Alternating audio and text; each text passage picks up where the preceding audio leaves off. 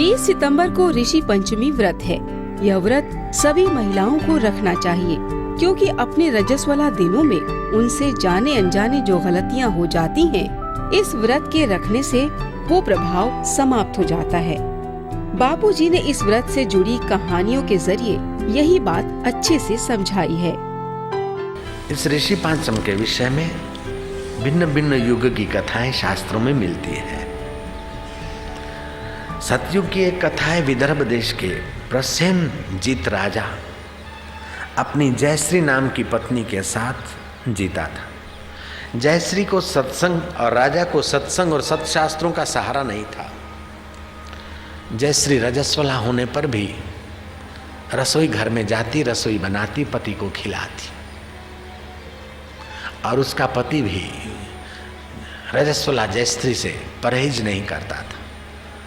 रजस्वला स्त्री के साथ बैठने उठने से पुरुष की मति का जो सूक्ष्म विकास होना चाहिए वो स्थगित हो जाता है। समय पाकर प्रसेनजीत की मृत्यु हुई। बुद्धि मोटी होने के कारण वो बैल बना, और स्त्री ने रजस्वला दिनों में भी रसोई घर में रसोई बनाई और अपने पुत्र और परिवार को खिलाई। उस दोष के प्रभाव से उसको कुतिया का शरीर मिला, ऐसी कथा आती है। रजस्वला होने पर भी रसोई घर में रही और अपने अशुद्ध हाथों से भोजन कराने का पाप उसको भुगतने के लिए कुत्ती का शरीर मिला, ऐसी कथा आती है। फिर क्या हुआ महाराज कि देव योग से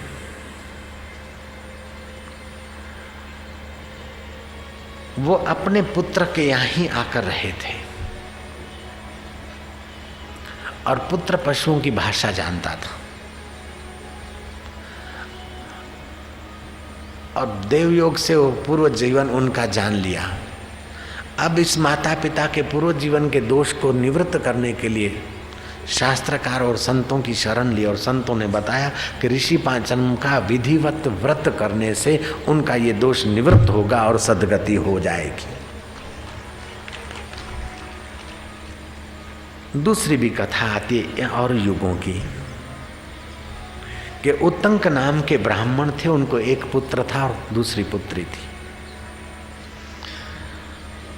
ब्राह्मण बड़े विद्वान थे और पिता का संग करने से पुत्र भी वेद शास्त्रों में पारंगत हुआ। पुत्री की शादी हो गई, लेकिन थोड़े दिनों में पुत्री विधवा होकर घर चले आए। विधवा लड़की घर आने पर ब्राह्मण का मूड खराब हो गया। जीवन की नश्वरता जानकर उस ब्राह्मण देव उत्तंग नाम के ब्राह्मण को गंगा किनारे निवास करने की रुचि हुई सपरिवार। वो गंगा किनारे अपने परिवार सहित रहता और ब्रह्मचारियों को वेदों का अध्ययन कराता। उत्तंग ब्राह्मण उस कन्या को कोई रोग हुआ और शरीर में कीड़े पड़े। विधवा कन्या वैसे ही दुखी थी और रुग्ण हुई और कीड़े पड़े। माँ दुखी हुई और बेटी के दुख का क्या कारण है अपने पति से पूछा। उत्तंग ब्राह्मण ने ध्यान लगाकर अपनी कन्या का पूर्व जीवन देखा। उत्तंग ऋषि ने कहा कि रजस्वला का पहला दिन स्त्री का होता है, वो चांडाली जैसे व्यवस होते हैं उसमें। दूसरा दिन ब्रह्म तेज घातिनी जैसा होता है। तीसरा दिन धोबिन जैसा, और चौथे दिन स्नान करके वो शुद्ध मानी जाती। लेकिन अगले जन्म में इसने इस रजस्वला धर्म का पालन नहीं किया था, अपितु जिन नारियों ने जाने अनजाने कहीं गलती की उसका प्रायश्चित करने के लिए ऋषि पंचम का व्रत किया था, उन महिलाओं की हंसी उड़ाई थी। हंसी उड़ाने का पाप के कारण इसको ये रोग हुआ और कीड़े पड़े।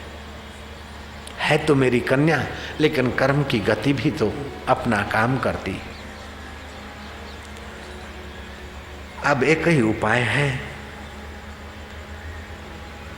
कि ऋषि पंचम का व्रत किया जाए, प्रभात काल उठे और स्नान आदि करे, 8 बार दातुन करके अपना मुख स्वच्छ करके अपने चित्त को स्वच्छ करने के लिए पंचगवी का पान करे, गोबर का चौका लिपा करे, घड़ा रखे तांबे का, कपड़े से ढके, ऊपर तांबे का पात्र रखे, जौ फूल गंध चावल अष्टदल कमल आदि रखकर सप्तऋषियों का मानसिक आह्वान करके उनका पूजन करें, अरुंधति को प्रार्थना करें, उनसे प्रेरणा और आशीर्वाद पाए, तो महिलाओं का ओज तेज बढ़ेगा और जाने अनजाने जो गलतियां हो गई हो वो क्षम्य हो जाएगी। और आने वाले वर्ष में कुटुंब के और व्यक्ति रसोई बनाकर रजस्वला दिनों में परिवार को खिलाएं, ऐसा थोड़ी व्यवस्था करें तो परिवार के व्यक्तियों की बुद्धि तेजस्वी रहेगी।